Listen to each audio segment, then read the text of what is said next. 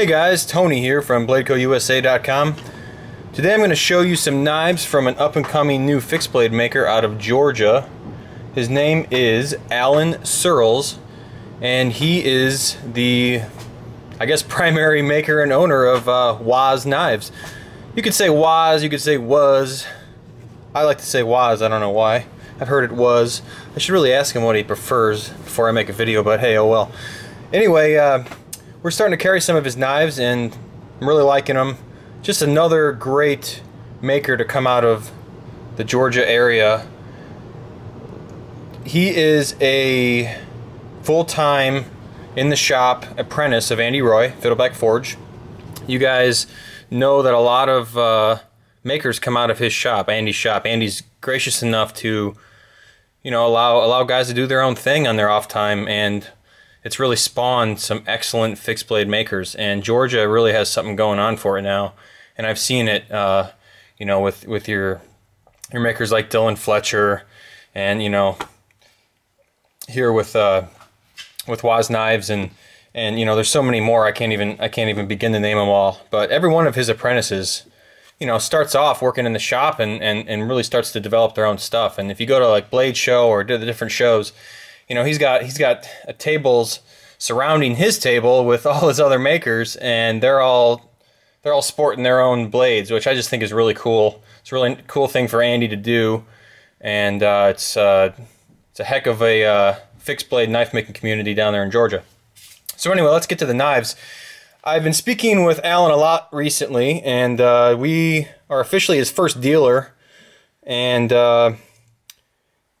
you know, the things he likes to do, as you'll see, he likes natural wood and uses a lot of natural wood. That's his preference. He really likes a tapered tang, as you can see on this bush adder here. And he likes CPM 154 as his primary steel choice. He does stuff in 01. He does stuff in all different, you know, sorts of steels and materials, but those would be his big three preferences. You'll see a lot of stuff from him that's tapered. A lot of knives with natural wood handles, natural materials, and CPM 154, which I really like CPM 154. One thing that Alan is doing that is different than a lot of guys in this world, or I should say girls, there's a lot of girl makers out there too now. He's using a less common in this world hollow grind. So you'll see on Andy Roy's knives, you know, he uses the convex grind, which is really the opposite of a hollow grind. So hollow grind, for those of you who don't know, is practically a concave grind. So where this grind starts, it comes down, kind of concaves, so the profile goes down like that. Now on a convex, it's the opposite. It kind of has a little bit of a hump and then comes to an edge. Now, I talked to Alan a lot about his grinds, and he really enjoys the hollow grind. And I see a lot of the hollow grind in the folder world, but I don't see it a lot in the fixed blade world, especially with this style knife. I'm a fan. I like something different. So I like convex grind, I like hollow grind, I like flat grind, I like just about, you know, any grind you can give me. I like knives. But it's kind of neat to see one in this style with a hollow grind. So this is the bush adder. As you can see, tapered tang, got some green G10 liners in there. This is, I believe, mango wood. Really nice knife. I like this. This is one of my favorite ones we got in this order of 8. This one very well might end up in my pocket. Does a really neat little texture there on the blades. I like it. You can see his logo. Just a really nice knife. These knives are priced what I believe are a very good bargain at this point. I believe Alan's been making knives since about 2011, and I think he just went full-time just about the end of last year. So he's working in Andy Roy's shop still, making a lot of those knives. Then he goes and stays after hours and does his own thing in his own shop and makes his own knives. And I know that last time I talked to him a couple weeks ago, you know, his order book was not closed, but he had a lot of orders. So he is a busy, busy man making his knives. He's always coming out with new designs. He's always trying different things. He sells most of his knives through his Facebook page and blade forums, similar to Fiddleback. And that's the best way to get a hold of him. And I would check out his forum at Blade Forums.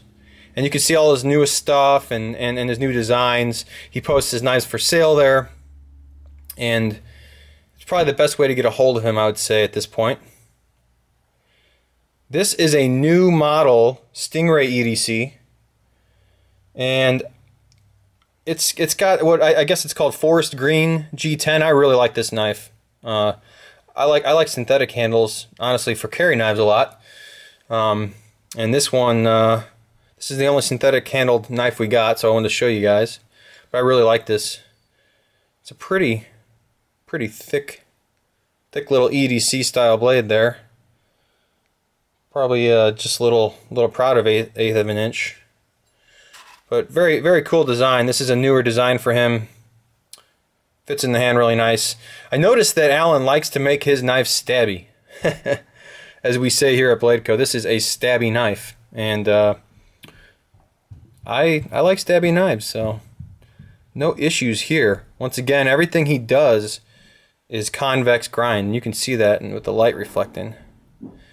Very keen edge. I'm really excited to take one of these out in the field, carry one around for a while, and see how that convex edge does. I know how it does on folders. I'm assuming the results will be very similar with fixed blades. But it's a very nice knife. I like this one a lot.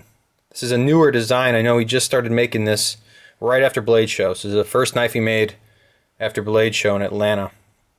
So we have a couple of these for sale that will be available on the website shortly, including this one. And then here is a nice, very small, interesting blade called the Georgia Traveler. I believe this is quarter sawn oak.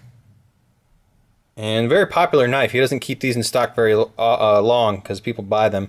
Very neat little knife. I like the little choil there. He uses the choil and doesn't really get in the way of the blade length. So he kind of just gives you a little finger groove choil there that you know, really makes use of this dead spot of the knife. So I like this. I like a little choil like this in a small knife. It gets me up there more, and you know, I can actually get 4 fingers on this. I have medium-sized hands, so some of you might not be able to. But really cool knife. I'm a little fixed blade guy. I really enjoy them. So see more lime green G10 there.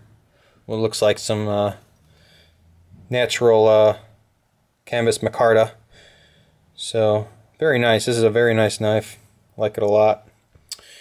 Alan does his own leather work. He also works with Rick Lowe. And let's see here, for this Georgia Traveler, this is an example of what he does. Pretty neat stuff. I like it. It's pretty cool. A lot of his knives will come with sheaths. They'll be priced with sheaths. For the 8 knives we have on our website listed, they will all come with sheaths. But it's pretty nice. You know, you got a guy making knives, and then he cuts out, tans out, and sews up some leather. That's pretty admirable in my opinion. A lot of work.